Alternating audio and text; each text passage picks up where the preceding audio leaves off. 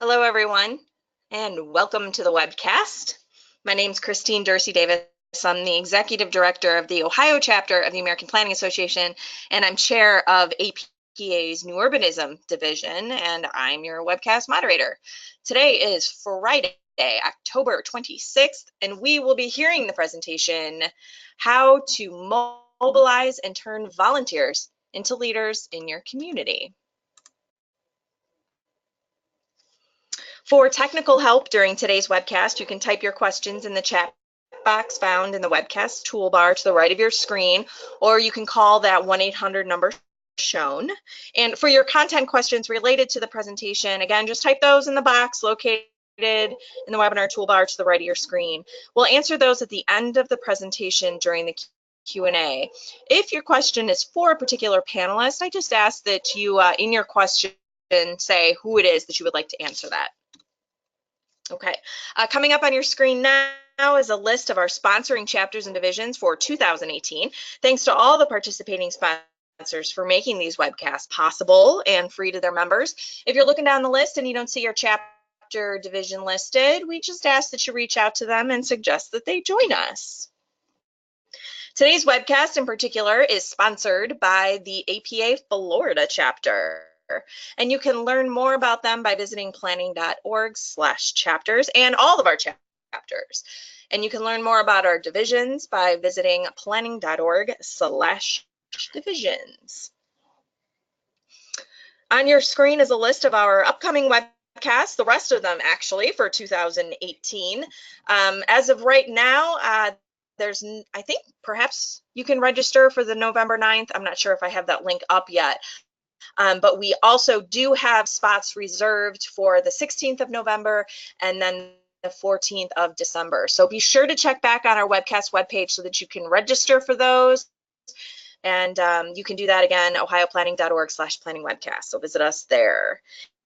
And to log your CM credits for attending today's webcast, head over to planning.org, log into your MyAPA account, and then you can search for your CM activities by either the event number or the title of the webcast, both of which can be found on our webcast webpage, ohioplanning.org/planningwebcast. And this webcast is approved for 1.5 CM credits for live viewing only. We do have some recorded webcasts that are available for distance education. We have one for 1.5 for law, 1.5 for ethics, and we'll be switching those out at the beginning of 2019 for a new set of law and ethics for those that want or need them.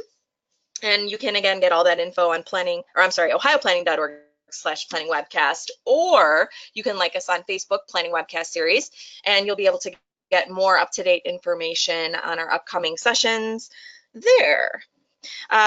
Lastly, we are recording today's webcast. It will be available on our YouTube channel. Just search Planning Webcast on YouTube and we'll pop up for you, along with our over 200 webcasts that are available for viewing. We'll also have a PDF of our presentation up on our webcast webpage, ohioplanning.org/planningwebcast, and this will come up at the end of the presentation. So I am done with my housekeeping items, and I'm going to turn it over to Rebecca, who's going to get us started today. Rebecca, I have sent the controls to you. Great. Hi, everyone. Good afternoon. Welcome. Thanks so much for having me on today's session. My name is Rebecca Delphia. I'm an advisor with AARP, Livable Communities. And today I'm going to talk a little bit about AARP's commitment to working with volunteers to create more livable communities nationwide. American communities are on the precipice of an enormous change, but this isn't a change that should really catch anyone by surprise because we are all, of course, aging. Right now, about 45 million Americans are 65 or older, and by 2030, that number will reach 73 million Americans. At that point, fully 1 in 5 Americans will be older than 65. These charts show the dramatic age shift that will happen by 2030. Basically, the darker the blue, the higher the percentage of 65 plus citizens in a given state. The growth in the aging population is particularly pronounced in some states, such as Florida, which we're viewing here, where the 50 plus population is expected to grow 44.3% from 2010 to 2030. But the real moment of change will actually take place a few years after that. By 2035, we will, for the very first time in our country's history, be a country comprised more of older adults than of children. The US Census projects that just 17 years from now, there'll be 78 million people 65 and older, compared to 76.4 million under the age of 18. An American child who's 10 years old today has a 50% chance of living to 100 or beyond. When you think of the greatest accomplishment of the past century, a lot of people may think of putting a person on the moon. We think even more astounding is that we've almost doubled life expectancy in the US in the past 100 years. The aging of our country's population is not just a baby boom blip. People are going to live these longer, healthier lives when today's children are grown than they ever have before. And that's why AARP is involved. That's why we're committed to helping communities become better places to grow up and to grow old, or in our words, more livable. A change of this magnitude brings challenges, but we also like to think that it brings a lot of opportunities. Unlike in the past, today's generations of older adults are disrupting aging by redefining what it means to be in their 50s, 60s, 70s, and beyond. Instead of retiring, we're seeing older adults start businesses, work as high-level volunteers. They're driving local decision-making with involvement and activism. At AARP Livable Communities, we're seeing how changing demographics and attitudes can make entire communities better for all people of all ages. And we're also seeing that when older adults can be brought to the table to discuss and answer questions like what would make your community more livable, there are creative ideas and solutions that emerge that actually provide benefits for everyone. The vast majority of older adults want to remain in their home as they age. Roughly 80% of adults 50 and older want to age in place in their homes, in their communities, and that percentage only increases with age. Most people want to remain in their homes and communities where they've lived because they like it there. They like to see their friends. They want to be close to children, to grandchildren. They may like and know their doctors know them. And these connections are not just nice to have, they're actually need to have. They contribute to the health and the well-being of older adults.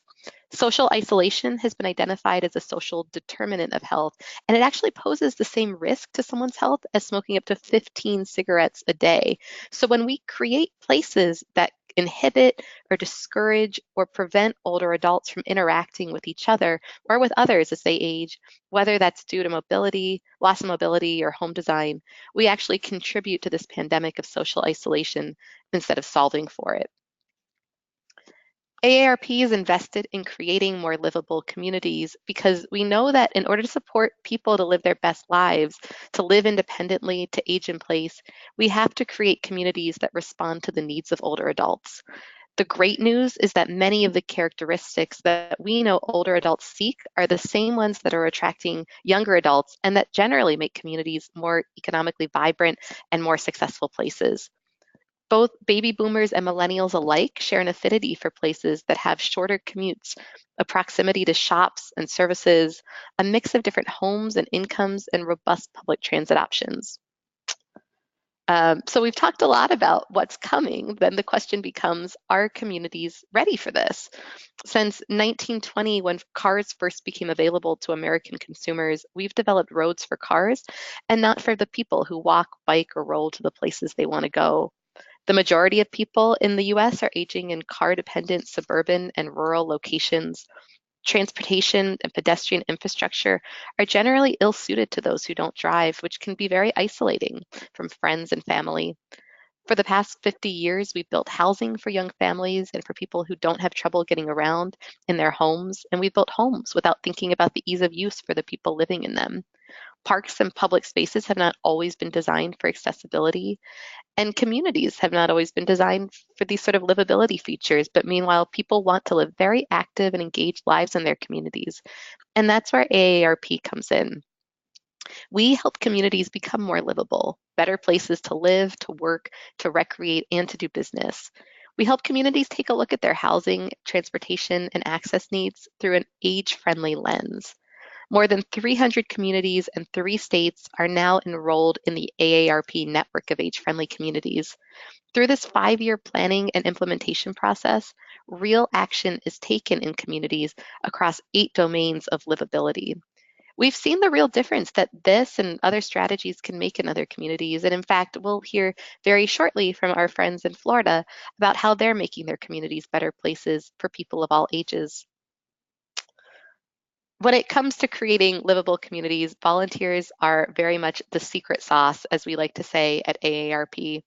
Volunteers around the country are engaged in a whole range of projects that run the gamut of all of our issues: housing, transportation, public space. We think it's really appealing work from a volunteer perspective because, especially compared to advocacy and education work, it can be very tangible and there can be very immediate impact, which is invigorating for volunteers. Volunteers are also uniquely positioned to drive livable communities change for a whole host of different reasons.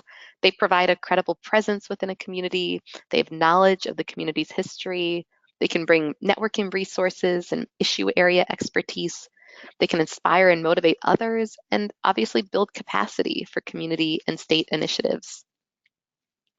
At AARP, we've defined 5 different models or roles in which volunteers can be engaged in livable communities, recognizing, of course, that there's no one-size-fits-all model of volunteer engagement. Each local strategy guides the development of specific volunteer roles. But even so, these models offer a range of examples from across the country to inform and inspire work.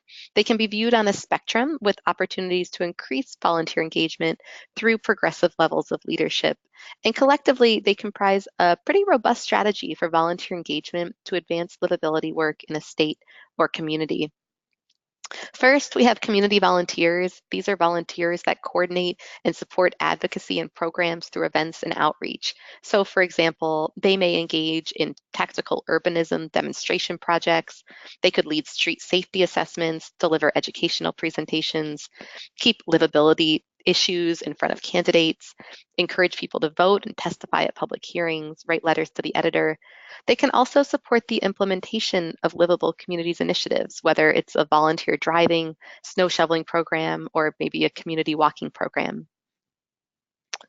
Issue area volunteers bring specialized skills and knowledge to their volunteer service. A good example of this is a volunteer, an AARP volunteer in Nashville, Tennessee, who comes to us with 50 years of urban planning experience and then is able to leverage that when he serves on a local advisory committee related to a transit plan. Community volunteer leaders may recruit and manage a team of volunteers engaged on livable communities issues, or they could lead an age-friendly communities initiative by participating in all phases of the process, from community enrollment to assessment to planning, implementation, and finally to evaluation. And there are lots and lots of examples of this from across the country. We have volunteers leading age-friendly projects through the 5-year cycle from Macon-Bibb, Georgia to Alexandria, Virginia, and everywhere in between. Statewide, volunteer leaders can connect networks, whether in person or virtually, to develop opportunities for sharing promising practices and delivering problem-solving assistance across livable communities within a state. A good example of this is a volunteer who chairs a statewide advisory team who holds regular calls with the leadership of the network of age-friendly communities and other key stakeholders so that they're able to identify livable communities developments, develop livability policy initiatives, support local leaders in overcoming barriers, and also encouraging innovation. And our last model of volunteer engagement is a little bit different from the others. Service year members are full-time volunteers who dedicate a year of service to an organization. They may guide and support individual communities through the stages of work, whether that's developing a plan to produce impact, developing strategies to reach goals, establishing impact metrics, evaluating programs, developing core teams, assessing communities and resources. They can also help to connect communities across the state into a learning network. We've seen AmeriCorps resources, sometimes AmeriCorps Vista resources tapped, and a great example of this is with the AARP Maine State Office, where they have worked with national service members, and at least in part, that's contributed to the state office enrolling 60 communities into our network of age-friendly communities, more than any other state.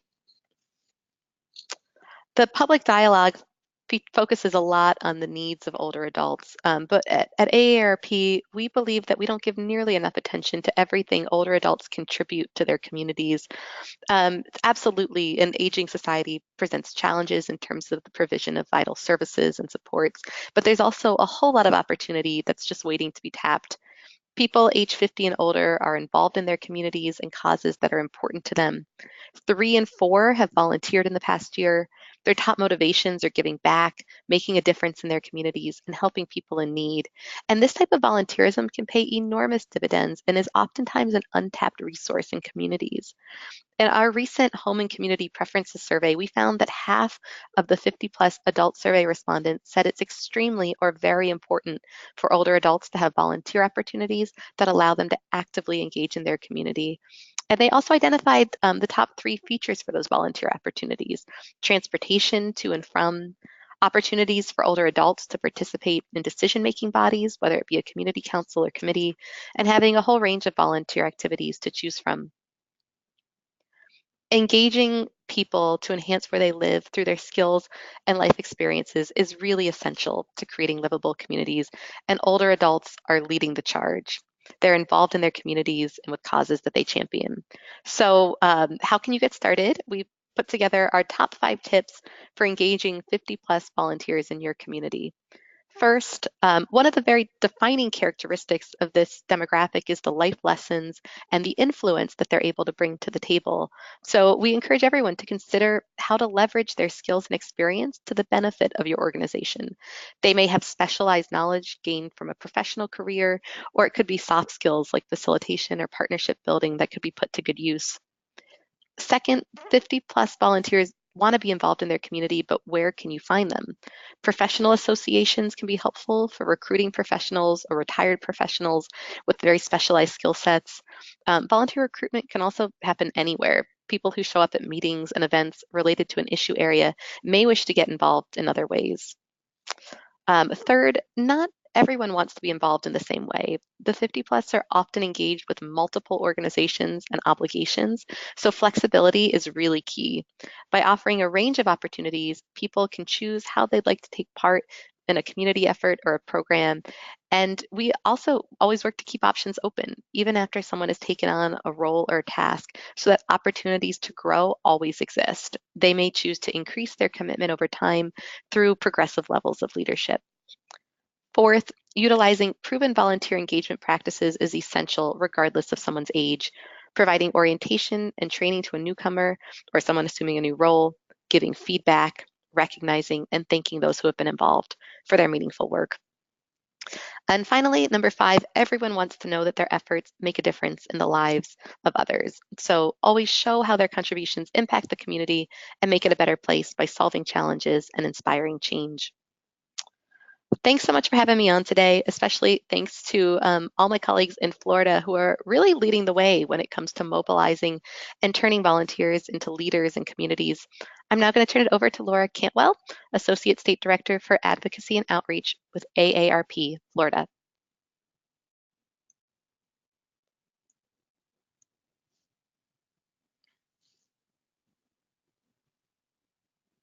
Good afternoon.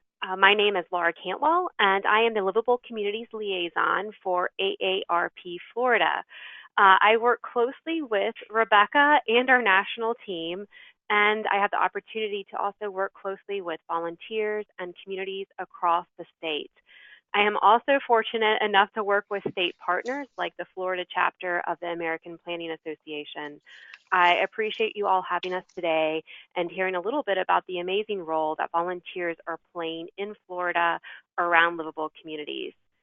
And I wanted to take a minute to dovetail on what Rebecca just mentioned and tell you a little bit about how Florida started working on livable communities. It really began here around policy work to ensure that older adults are able to age in place and that they not only have a healthy home, but a healthy lifelong community as well. And through that work, I have had the opportunity to work closely with several coalitions with the Florida Department of Transportation, one of those being the Safe Mobility for Life Coalition, which is made up of a broad-based set of organizations, departments, and universities with the goal of making roads safer for all aging road users. And I've also been able to work with the Alert Today, Alive Tomorrow program that is also focused on pedestrian and bicycle safety. And AARP was able to participate in the Florida Transportation Plan and Strategic Intermodal System Policy Plan, which throughout that process, we had a lot of volunteer engagement as well as the committee held planning sessions throughout the state. And I wanted to start with transportation because Florida has had a strong focus around complete streets as a reaction to the state's high fatality rates that are noted year after year in reports such as Dangerous by Design. As a reaction to the 2011 report, the state adopted a statewide complete streets policy and a subsequent implementation plan. As a result of this, at the local level, AARP Florida volunteers have been engaging in this work throughout the state through walk audits. AARP has an easily downloadable walk audit toolkit that makes it accessible for groups to engage in this work and contribute back to their city or county's Complete Street initiative. I wanted to show one other example of a walk audit that was conducted just 2 weeks ago in Deerfield Beach by the Broward MPO. The MPO utilized AARP's toolkit, and you can see several of our volunteers in red shirts in the background who participated in this walk audit. And as Rebecca said, this Livable Communities work, it goes beyond just transportation. It looks at the Age-Friendly Network is an area that Florida has been engaging in since 2015. And we have been working with volunteers and staff across the state. And in 2015, we started with 3 communities that were engaging in this work. And now we are up to 23 communities that are working throughout the state of Florida. As Rebecca mentioned, they're looking at their plans through an age-friendly lens. They're all doing assessments at the community level, hearing back from residents, also doing some internal assessments of their policies that they have in place, and they are developing action plans based out of those assessments. And this work is very supported by volunteers on the ground as a grassroots effort. And when we talk about age-friendly, I wanted to take a minute and show you what does it look like, what does this mean? Rebecca mentioned the 8 domains of livability, and they are all shown here. This is from the city of St. Petersburg, who participated in an exercise with community partners to really talk about if St. Petersburg is age-friendly, what will that look like in 5 years? And I love this image because it shows how all of these pieces go together to make an age-friendly community, and it shows the role that the people play in that process. And it's St. Pete, so of course there's a dog in the middle too that's playing a very active role as well. And this, as I mentioned, this community work would not happen if it were not for our volunteers across the state. So I want to take a few minutes and give you some background on what some of the work that's happening here in Florida through those volunteers. Today, one of our statewide volunteer leaders that I want to highlight cannot be with us. He is actually at a reunion, a homecoming for his college, so he's not here today. But I wanted to take a few minutes and talk to you about what Ken has been doing across Florida and in Broward County. This is a picture from an event that happened 2 weeks ago in Pompano Beach, where Ken presented a certificate to the city of Pompano Beach, who just joined the Age-Friendly Network. And in the background, you can see an article that was posted last year talking about the work that's happening across the county. And Ken has been integral in working with cities, nonprofits, and the MPOs in order to have communities focus on policies and programs to become more age-friendly. And I want to go back to our state snapshot of the communities that have joined and show you that the ones in red are the communities that he has specifically worked with over the last few years. So his work has really been the movement in this area to have communities look at their planning through an age-friendly lens. And to the question, how does a volunteer become a leader in this work?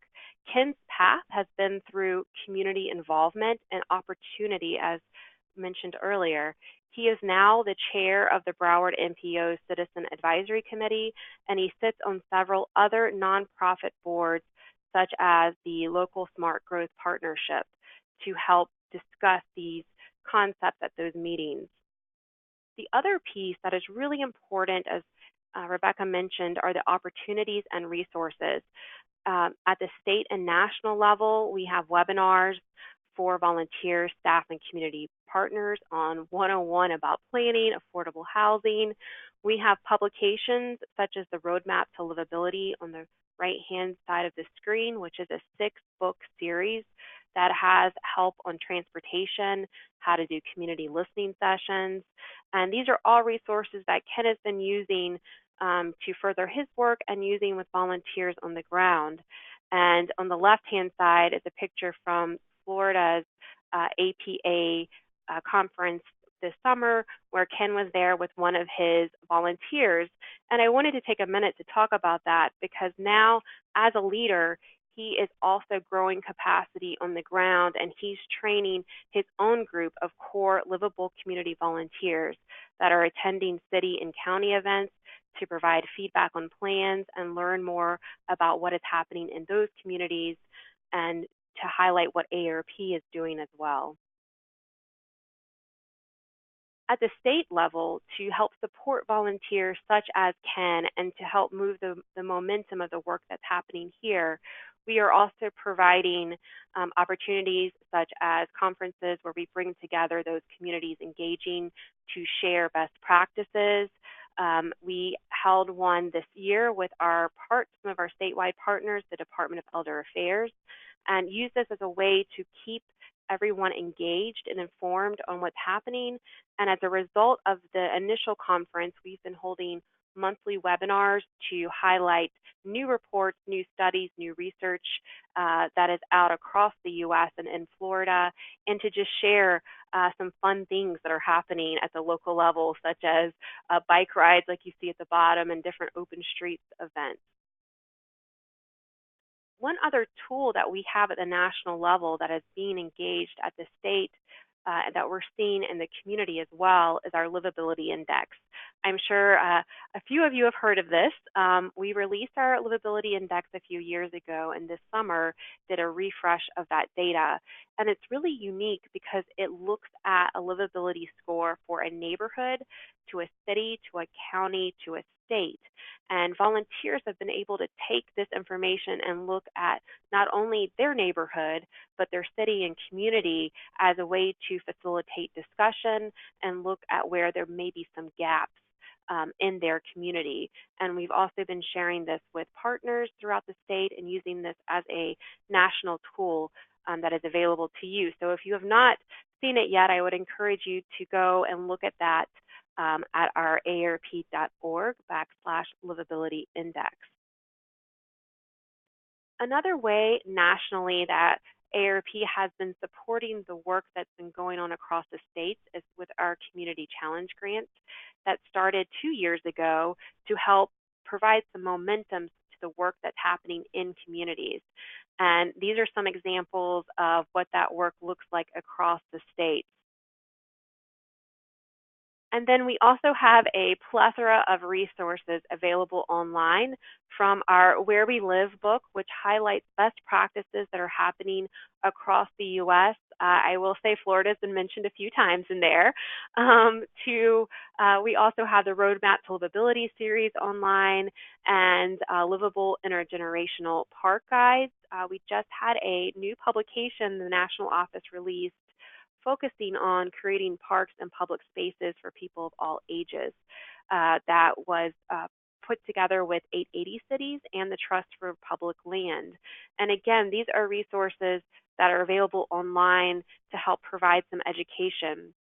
I was, as I mentioned, at the APA conference this summer and was very excited to hear how many planners said they were utilizing these resources and they did find them beneficial in their community.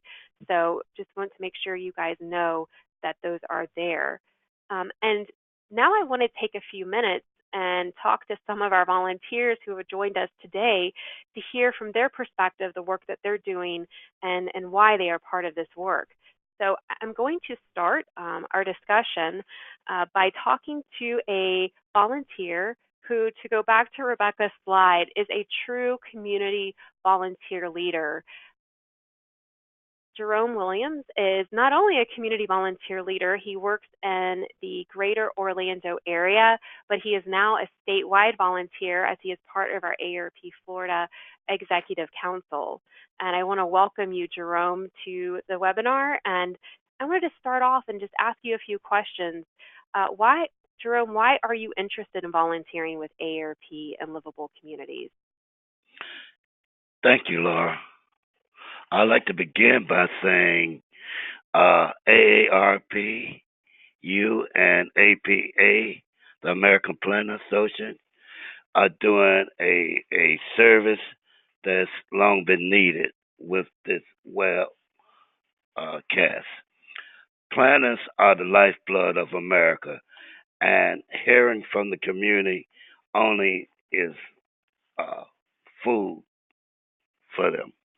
But I originally it was pedestrian safety that motivated me. Orlando's high fatality rate, the report dangerous on design that I first became aware of in the pedestrian safety issue I became aware of in 2012, and I want to learn more. What can we do to decrease the dangerous intersections in Orlando where I live? And from that, I learned that it's not just pedestrian issues; it's a transportation issue. And further research, working with AARP, I learned about the network of age-friendly communities, which is a holistic approach to making our community livable for people of all ages. And the more research I did, the more I learned about AARP communities, 8 domains of livability. I wanted to bring some of those concepts to my community. My background in community organizing and public service motivated me to get involved and try and bring my community into learning some of the domains. Great, thank you, Jerome. And he mentioned that he did a little bit of research, which is a bit of an understatement. I know you've been spending a lot of time reading and looking at comprehensive plans. And why do you think it is so important to have the perspective of an older adult and a resident in communities? And I think Rebecca hit the nail on the head in the opening, and I call it the graying of America. Thousands of baby boomers are turning 65 every day. And so planning communities that are walkable with various means of accessible transportation, affordable housing, and accompanying accessories is vital in assisting us to age in place. Absolutely. And can you talk for a little bit about how you've worked with other volunteers and community groups to bring awareness to these issues?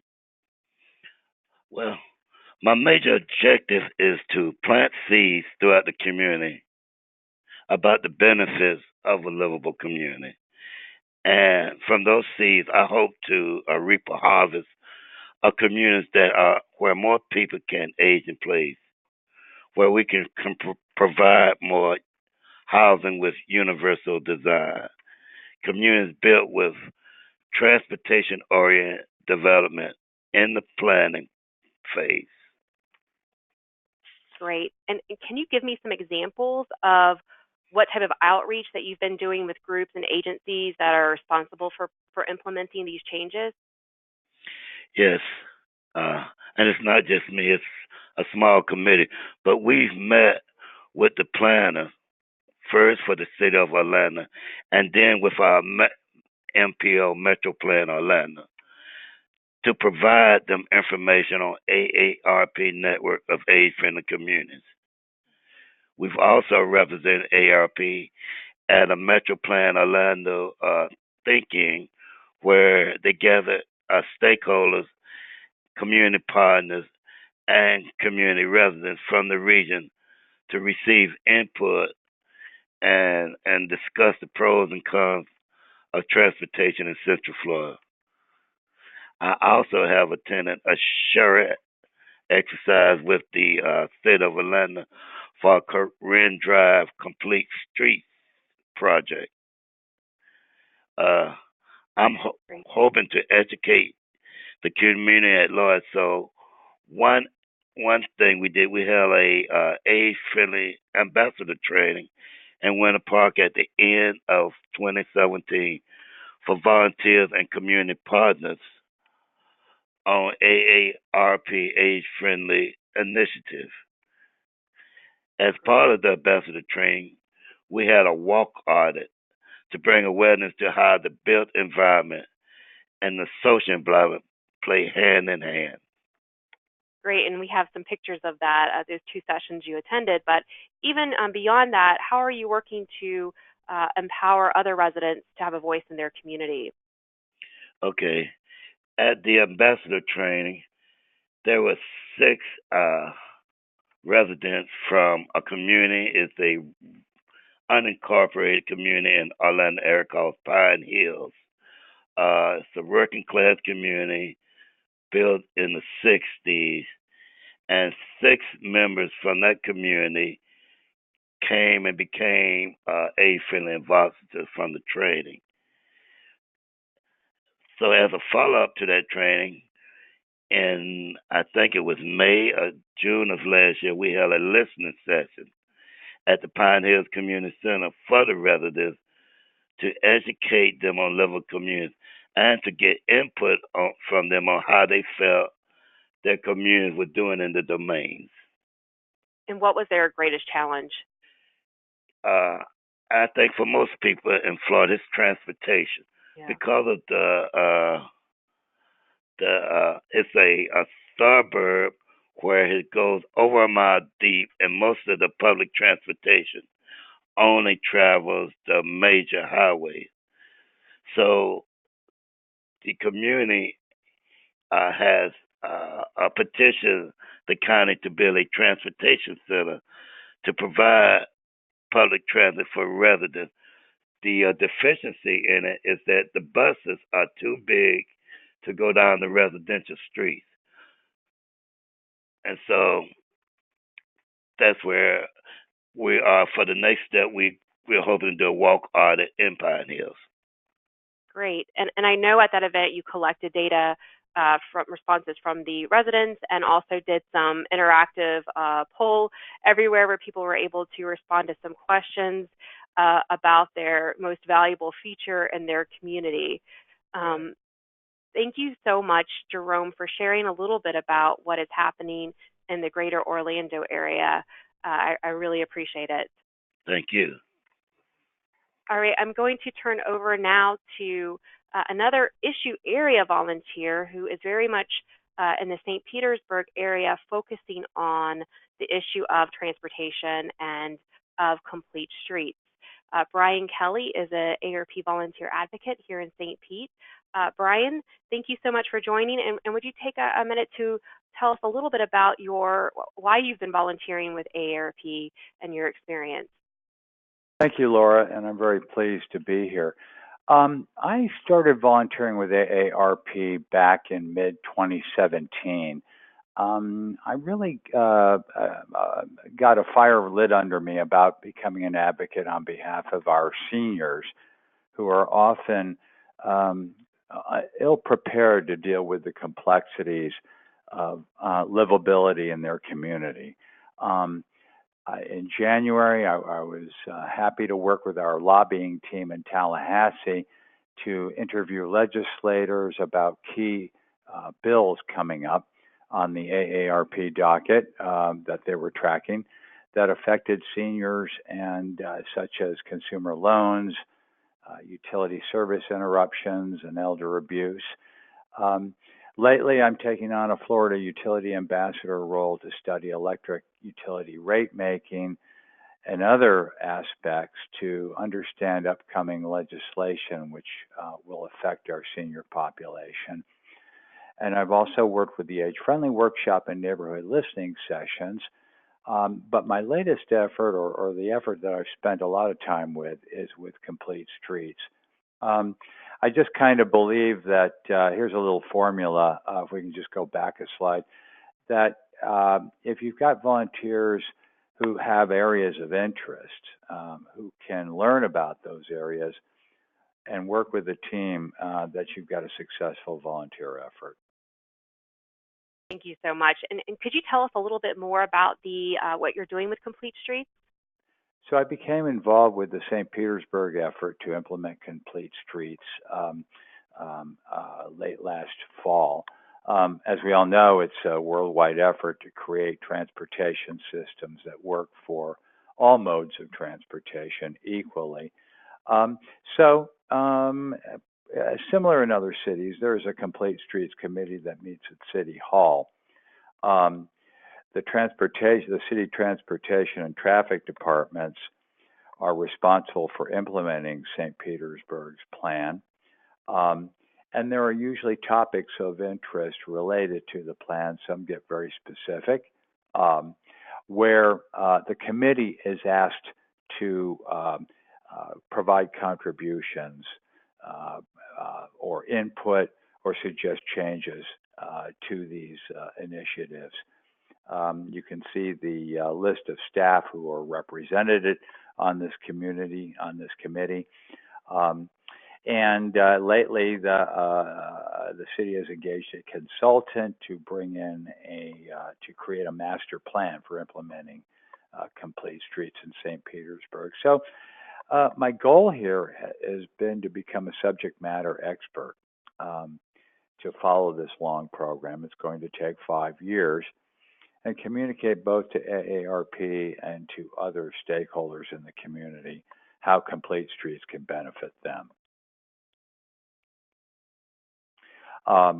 As I mentioned, a consultant has produced a draft report. You can see all the work that they have done, many infrastructure recommendations made across the city, many additional bike route miles, which is a very impressive number, along with trails.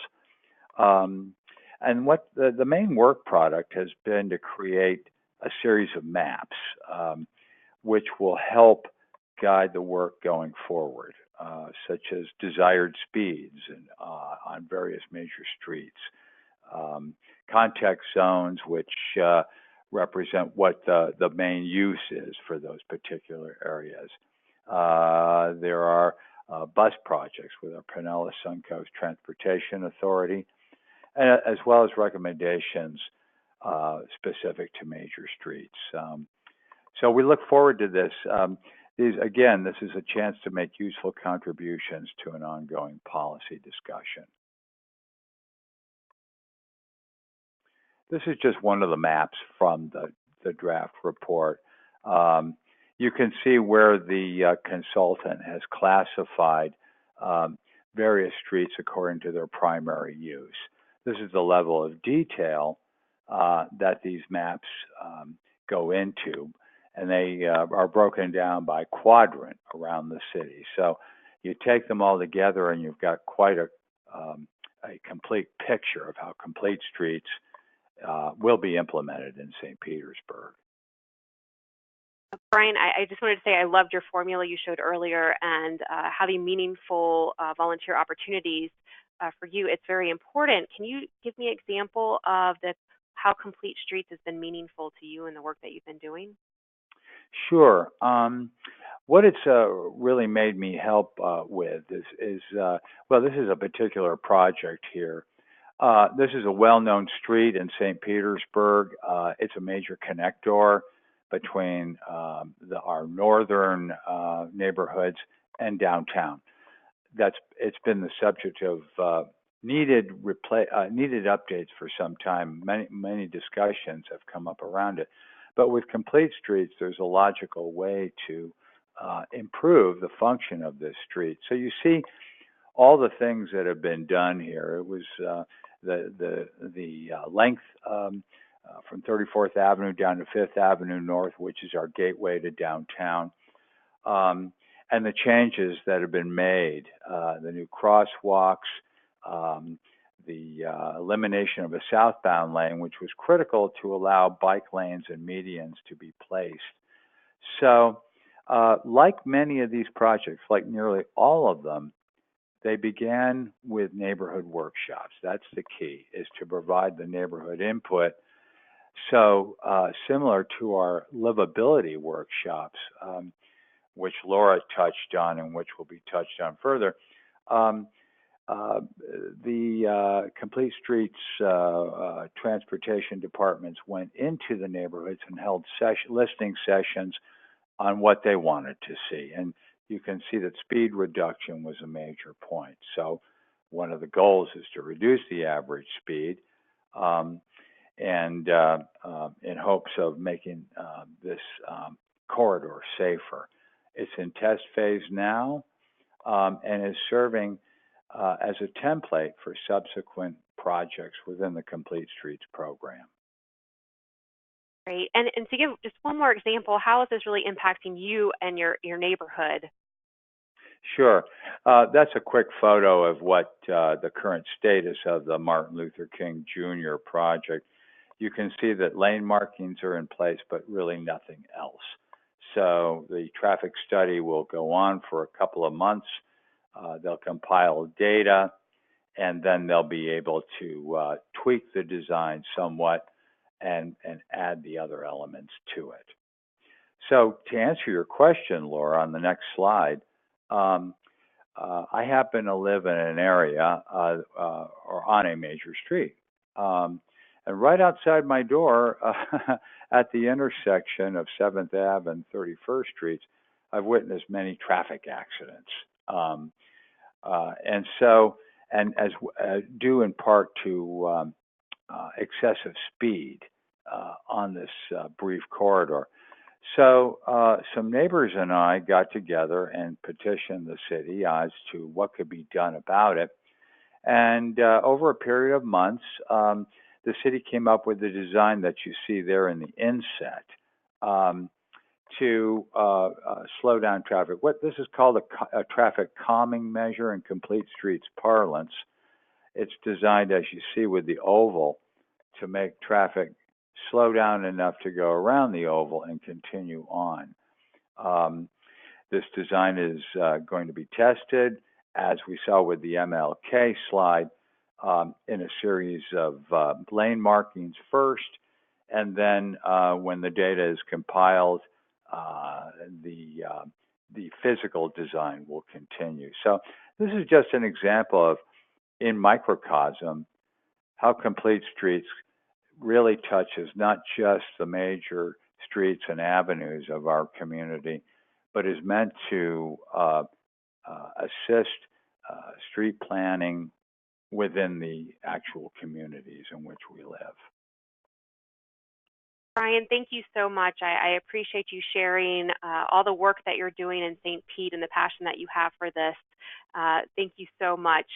I am going to now turn it over to hear a little bit about what's happening across the bridge here in Tampa Bay around Division Zero work with Gina Torres. Thank you. Thank you very much, Laura. Yeah. I'm Gina Torres. I'm project manager for Vision Zero Hillsborough. Hillsborough is... Hey, Gina, we're having a really hard time hearing you. I don't know if you're on speakerphone or not, but if you are, if you could take yourself off, you sound really distant. Here I am. Thank you. Oh, welcome. Thank you. Okay. Let me just repeat that I'm the project manager for Vision Zero Hillsborough, and that is the City of Tampa and the smaller cities of Plant City and Temple Terrace. And I was really thankful that I was asked to participate in this panel. It was interesting to me to look at what I've been working on the last couple of years from the angle of volunteers, and I realized our entire Vision Zero action plan was developed, and hopefully eventually will be turned over to citizen volunteers and advocates. So it's really exciting for me to talk to you about that. Do you see? Sorry, Gina, one more time. We're not seeing your screen. Don't forget to click yes to show that screen. Okay, let me try that again.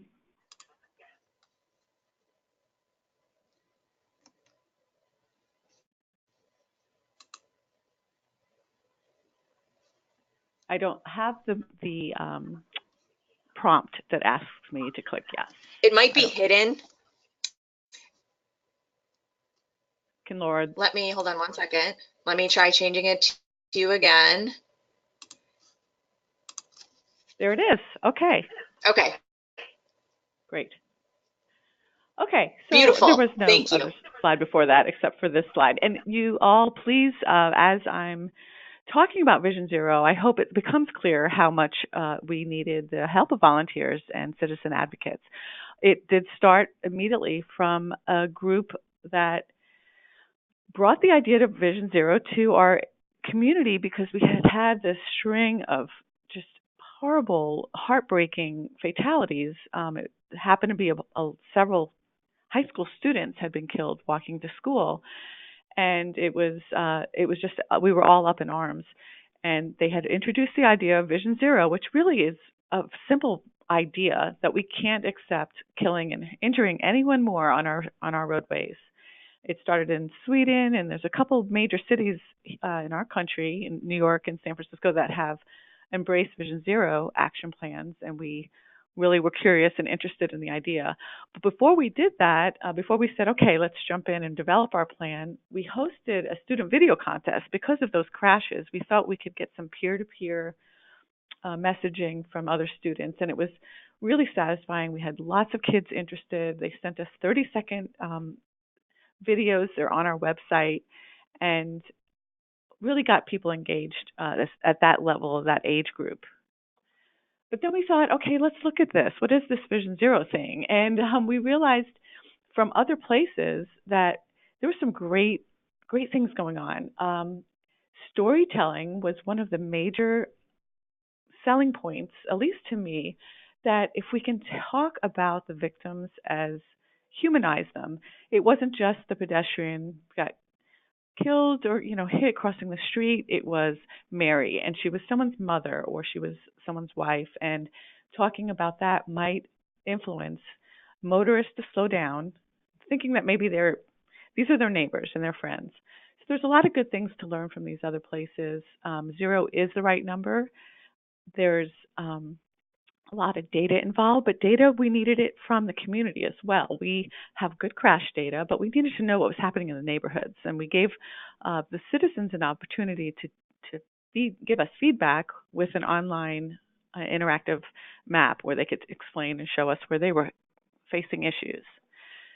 So we reached out, and in transportation planning, I'm usually dealing with a couple of public works departments, maybe the DOT, and this was really fun because everyone in the community recognized how important it was to address this problem of killing and hurting people on our roadways. So we had some great participation. There was a brewing company, some businesses, we had the hospitals and NAACP.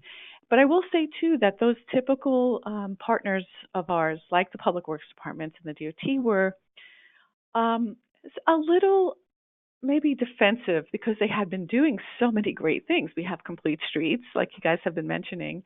Our law enforcement agencies have been doing a great job, but we still lead the country in killing people, in our county and in our state. So we needed to elevate the good things that they were doing. So we focused our Vision Zero action plan on those kind of community things we can do that are free or low cost, and that can be accomplished, and we can see some benefits within a year or 2 years. So the first workshop we held, we divided the group that showed up, and actually we developed the plan, the action plan, over 4 workshops, and there was never less than 50 people. I mean, we really had some great turnout. But we divided people into these 4 tracks. Paint Saves Lives, and Brian was just mentioning a project there by him, and it's literally true. These are low-cost pop-up engineering type of treatments. It could be a planter that is put out to reduce the distance that a pedestrian has to cross, and there's other things, but we would have people go into that group that felt something resonated, and they helped strategize. One message, many voices. What is the message we want to get out here, and how do we want to get it out?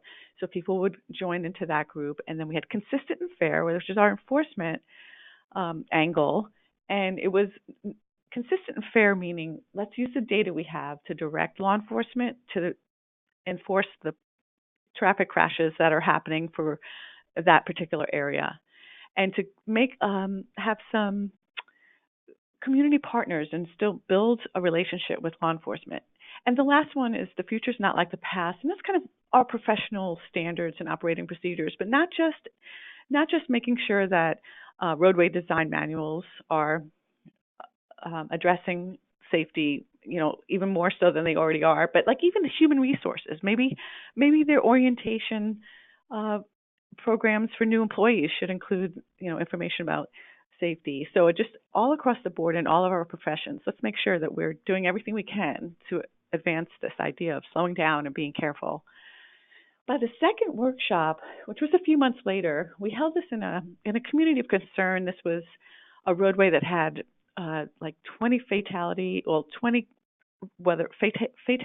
serious injuries per mile. It's a very high crash corridor and low income area. And we held our second workshop out there, and we allowed that consistent and fair team to demonstrate what they look for, the law enforcement. Show us what your road safety audits are like. Talk to us about the speeding issues and what could be done here. And then we went back into our workshops, and we broke back out into those 4 groups and further refined the strategies. The third workshop was 3 months later, and we decided that the Paint Saves Lives team should show us some of the thoughts that they were having. So we got out there and we painted a bike lane on a bridge. The bike lane was narrow, and it wasn't very obvious that that's where cyclists should be. So that was a lot of fun, and we had community members out. Again, there was a great turnout and a lot of good input, and went back into our workshop. And this time we allowed everyone to see what all 4 of those other groups are working on and vote on those. Tell us which ones we should do over this next year, whether it's easy to do or they're the most effective. So we pulled the action plan together then, and we were presenting it. We presented it at the 4th workshop, and we demonstrated what the One Message, Many Voices group had, it's things that they were working on. And we had interviewed 4 local victims. Robin had been hit by a drunk driver, and she has speech and walk. She's barely able to walk, and her speech is affected. Sean was hit by a bike. He was on his bicycle, and he was a bicycle delivery person, and he couldn't work anymore. He went airborne. He had broken bones. Leo had lost his leg in a motorcycle crash. And Valerie's daughter was one of those victims. She had died walking to high school. And it's a wonderful video. It's 15 minutes long. It's on our website. And it really got these stories, these local people involved in kind of wanting to see, trying to have others avoid the kind of heartbreak that they have had to deal with, and kind of honoring victims. So since that time, it's been about a year, I just wanted to share with you some of the things that we've done, and this is where, it's even more obvious that we had volunteers. But the Consistent and Fair team adopted out of the top 20 corridors, they adopted 2 different corridors. This one was a roadway that the data told us that motorists were really kind of speeding through that area. So it was about 1.5 miles long. One end of it was anchored by a high school. Halfway through, there was a mosque, and then at the other end was Temple Terrace, one of our small cities. So we had all sorts of volunteers from those 3 organizations.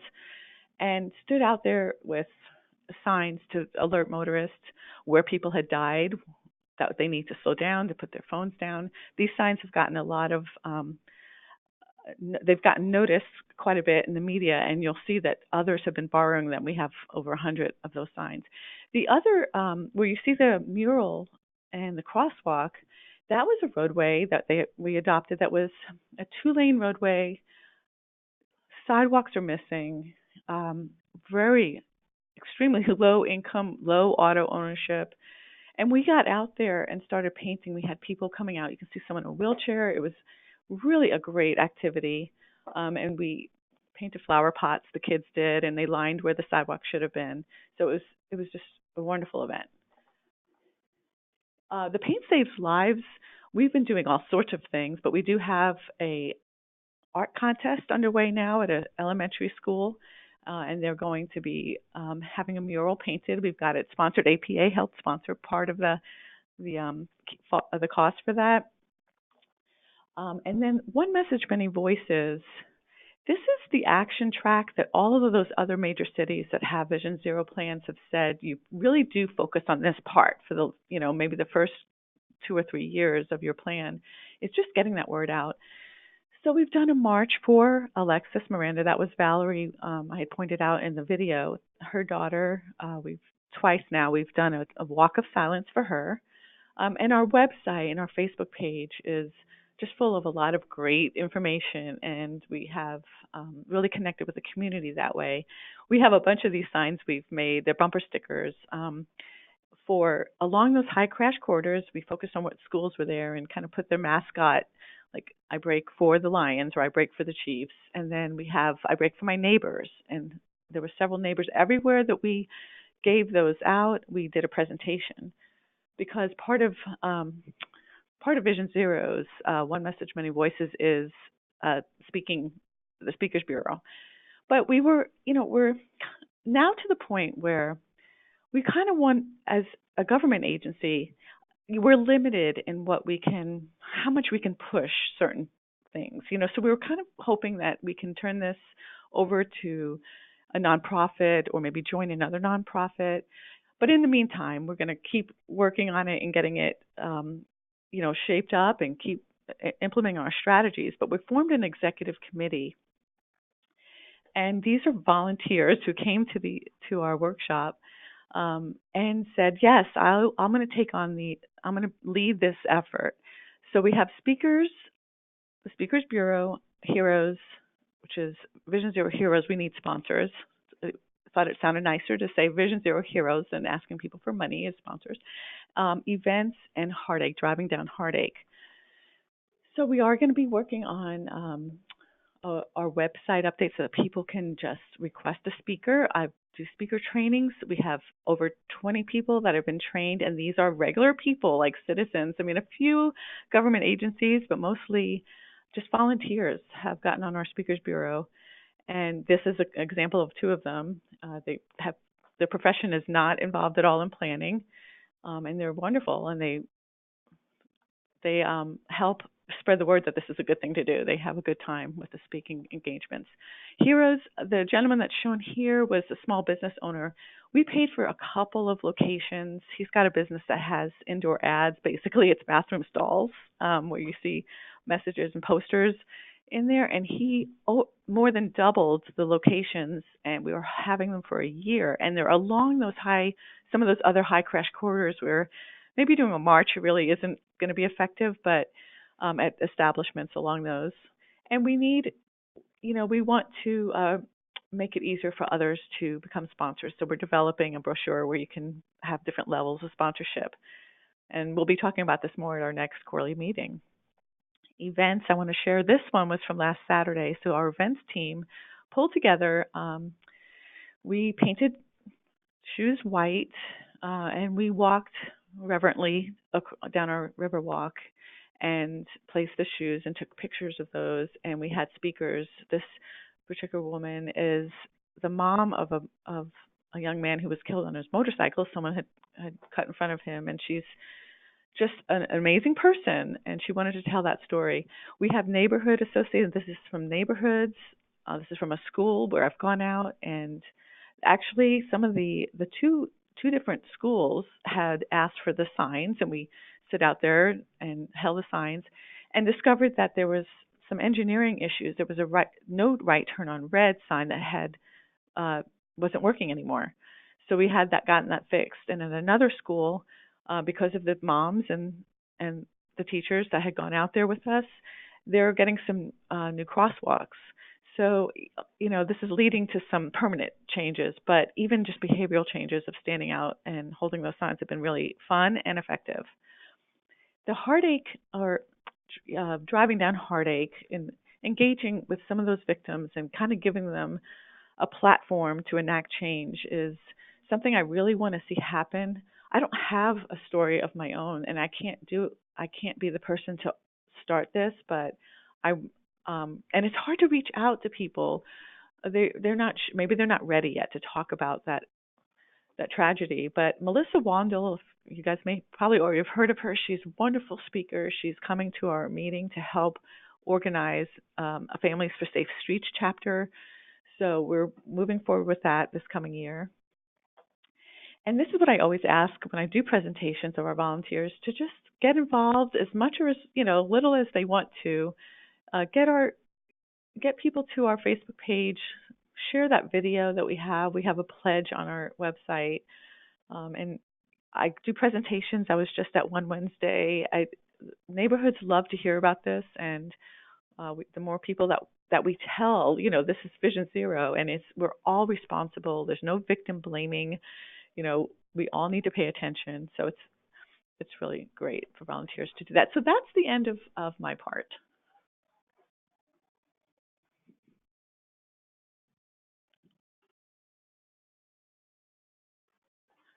Okay, thank you.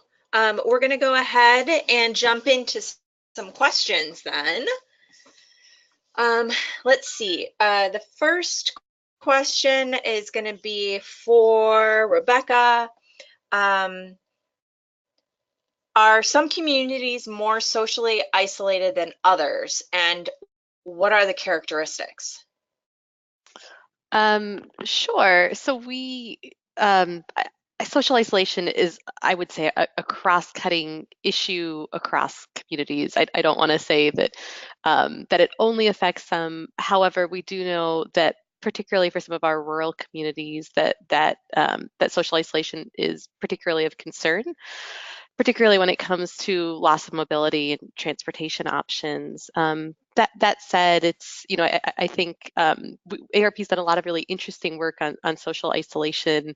It does affect older adults. It also affects people of all ages. And so I really do think it is one of those universal issues that any community would want to look at, although particularly for rural communities, that might be an additional consideration. Would anyone else like to chime in? Laura, do you have anything? And don't forget to unmute yourself. No, I would just completely agree with Rebecca. I think that social isolation was one of the biggest reasons that we started working on this work as well, really looking at how we can ensure that older adults are able to get out of their communities and into their communities is a real challenge, especially on the transportation side. As people outlive their ability to drive on average by 10 years, making sure we have made communities that help them get out and see their friends. Okay, Yeah, and Gina, do you have anything to add, or Jerome?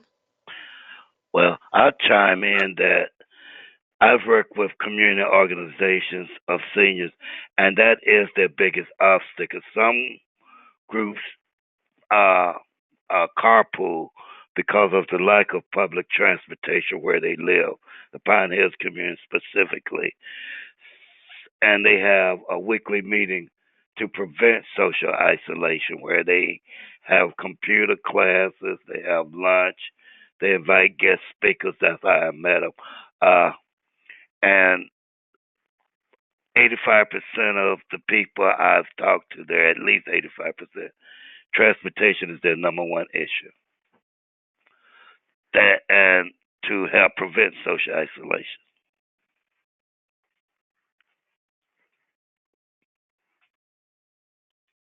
Okay, thank you. Gina, do you have any final thoughts on this one? Yeah, I am mainly in a different kind of viewpoint, but I think that our seniors, we don't utilize their willingness to help as much as they have the time, and a lot of them have the energy. I spoke at a senior center on Wednesday, and they want to help. They want to sponsor a mural painting. So I think, and it makes them feel useful. So I feel like maybe that's a demographic that we don't reach out to enough.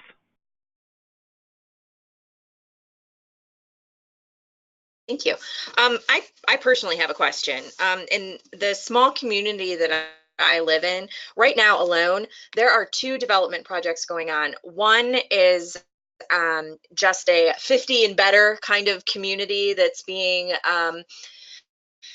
developed. I think there's maybe like 50 or 60, just single story homes, and it's marketed towards your 50 and better community. And then the second thing is this gigantic complex where it starts sort of just independently living, then you can scale to assisted living, and then there's sort of a full-on nursing home wing or Alzheimer's wing. And so these developers are coming into our communities and erecting these little mini communities. However, I guess the folks that would potentially be living there, your older population, they're not a part of the process. I'm on a review committee, and I said, when we're looking at one of these site plans, there are no sidewalks. And I said to the developers, is this intentional? Like, did you talk, perhaps some of these, folks that are living in these 50 and better communities want sidewalks. How do you know? So from your perspective, how do we work better with developers in making sure that that the folks that are going to be living here and kind of aging in the community, get a say in some of these developers that just come in and erect these mini communities?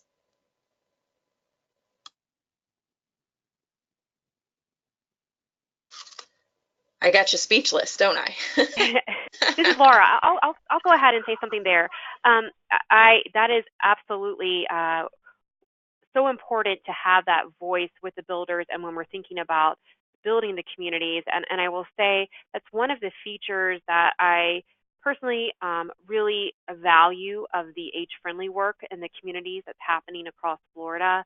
Is the first part of this is really emphasizing that we are listening to older adults, that they're part of this process. And through that work, the very first part is doing an assessment of residents to hear from them.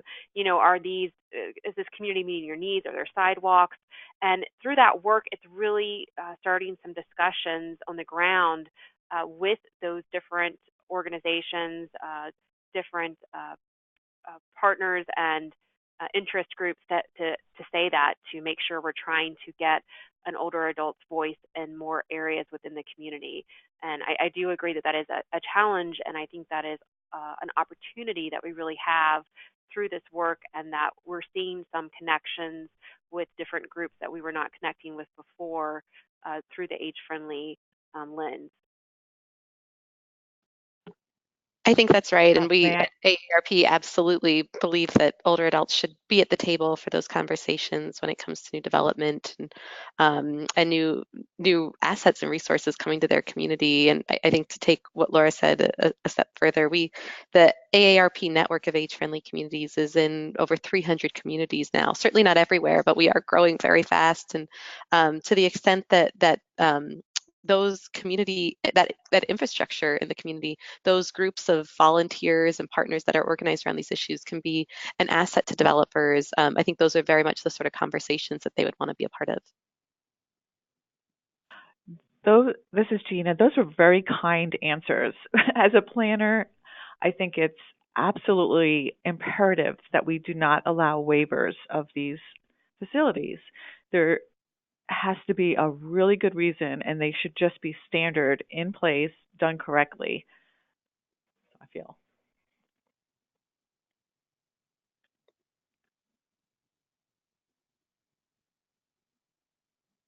Thank you. Next question is, we actually have a couple questions regarding the green paint lines for the temporary bike lanes. And the first one is actually kind of interesting. In the world of autonomous vehicles, the manual on uniform traffic control devices makes paint markings nationally recognized. So will you be creating some kind of driver confusion and future problems for autonomous vehicles that might not recognize some of these temporary features?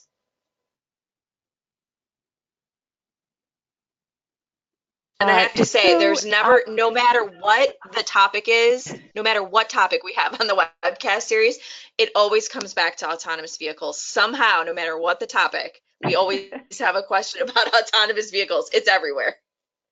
It is everywhere, and there's a polarizing topic as well, because there's a lot of unknowns still, things to be worked out. I don't think that we don't want to sacrifice the safety of one mode over another, and if there will be cyclists out there and there will be people walking. So it's a great question. I guess we'll have to see. There is smart paint as well, so there's ways. I've heard about that maybe there'll be a way to notify the vehicle that they're approaching or driving towards or into a lane that they shouldn't be in. It's a great question. Does anyone else have some thoughts on that?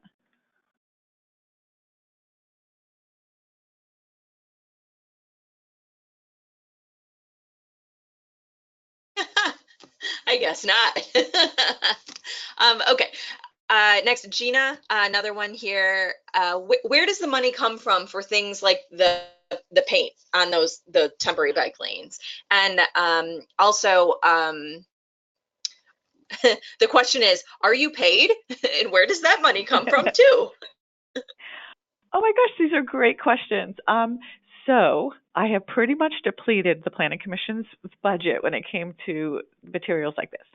So I am paid. I'm an executive planner with the Planning Commission and the MPO. We were able to finagle buying some. Now that paint that we bought for the green paint came to about $125. So it wasn't like, it was overly expensive. It was also water soluble. This was a demonstration, so eventually it took about a year, but it did wash away.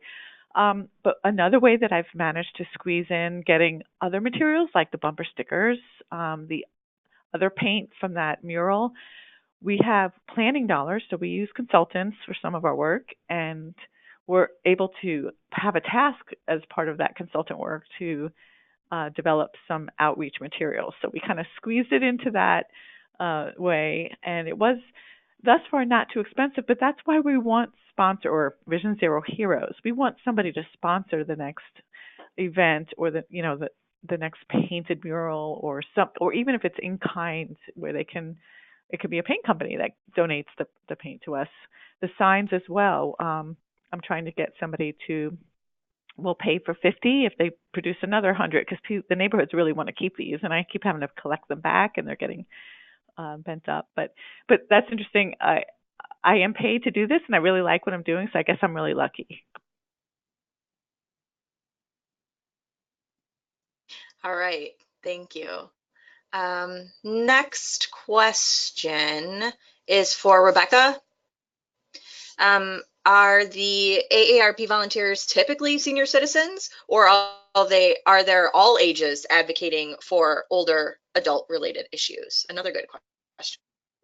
Yeah, so AARP, as many people know, is a membership organization of the 50 plus, but we truly believe that livable communities are good for people of all ages, and our volunteers reflect that. Probably a higher percentage or proportion would be in the 50 plus demographic, quite simply because that is our membership base, and we're able to be in communication with them through various means. But I think that the best programs, I think to Gina's presentation, I think Gina illustrated this so beautifully, are really and truly intergenerational. When we're able to build a case that these elements are preferred and valued by people of all ages, and sometimes we do use that 8 to 80 frame that I think was on one of the slides, that's where I think we're really the most powerful. So in our work, we oftentimes have joined hands with organizations that may be working for children and youth or all kinds of other demographics, so that we really are able to do this work on behalf of everyone. Laura, and I would just add to what Rebecca's saying for some examples here in Florida with our age-friendly work in St. Petersburg. We really have emphasized all ages in the work, and we have worked with college students to get their input as well, and really looked at it from a very intergenerational lens.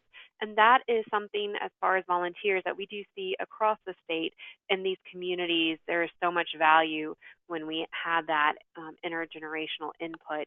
So to your question, we often do in some of our work, we do have people volunteering of all ages. Great. Thank you. And like the question regarding autonomous vehicles, we wouldn't have a webcast that didn't ask a question about social equity, which I'm always pleased when I get questions about that. So the question is, could aging in place contribute to gentrification? And I think more importantly, we should address ways in which aging in place can avoid gentrification, and what are some best practices to that. And this is for anyone, if anyone wants to get started.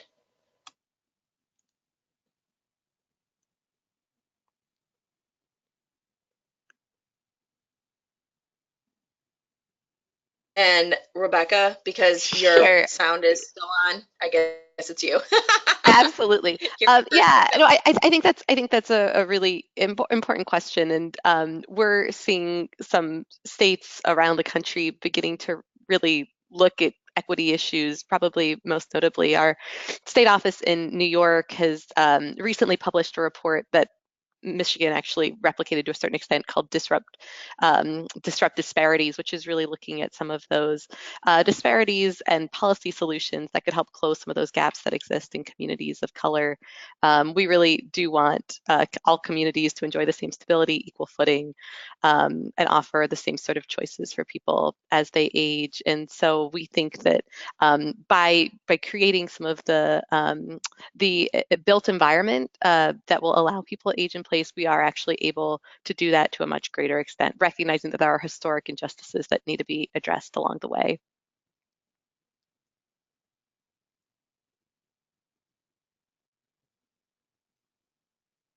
Thank you. Laura, do you have anything to chime in about? No, I would echo that, what Rebecca is saying, that it is something that is very important and something that we're definitely talking about more and more here in the state too, when we're looking at those communities. And I think that's why it is so important to have these community conversations, listening sessions that we're having with residents to find ways that when we're making changes, that we make changes that allow them to stay in place and stay in their community. So that is the valuable part of those listening sessions, and providing that feedback back to the elected officials. Okay, thanks. I think we're going to end with we get one more question. It's a good one.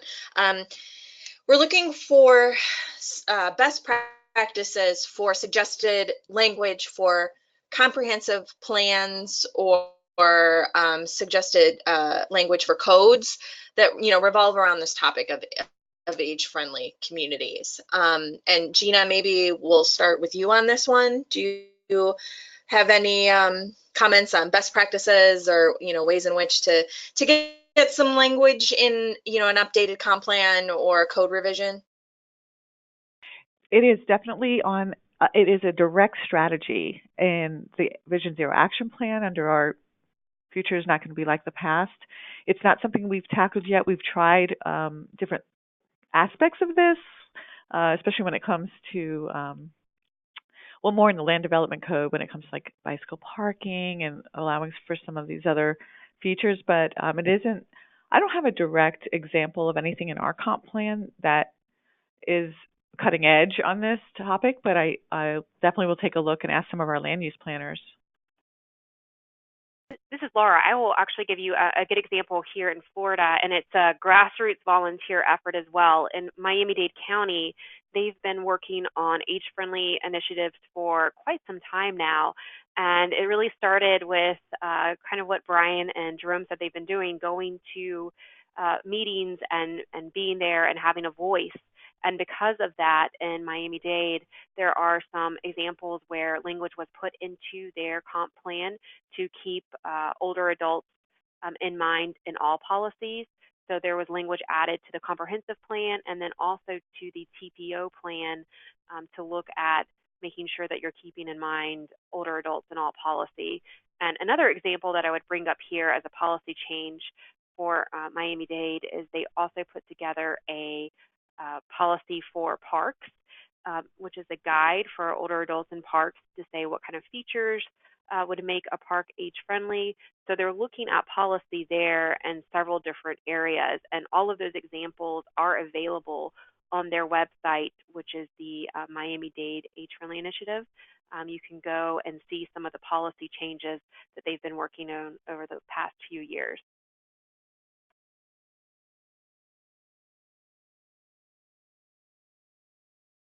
Thank you.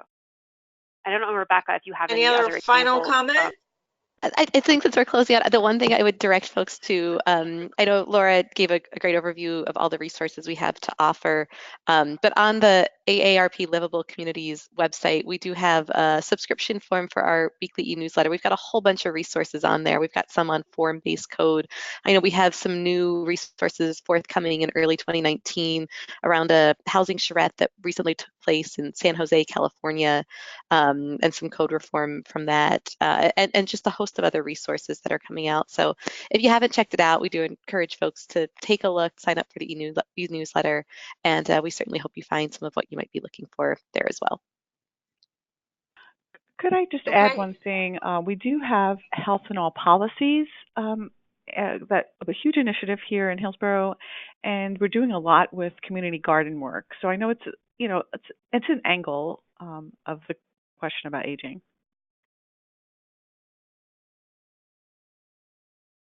All right. Well, okay, Rebecca, Laura, Jerome, Brian, who I think had to duck out a little while ago, and Gina, thank you for joining us. This was a great session today. And everyone, remember to head over to ohioplanning.org/planning webcast, and you'll be able to get a PDF copy of this session. Just give me a few minutes to upload it, and we'll get a recording of this presentation up on our webcast or on our YouTube page, which just head over to YouTube and type in planning webcast and we'll pop up. So thanks everyone, and have a great weekend, and we'll talk next time.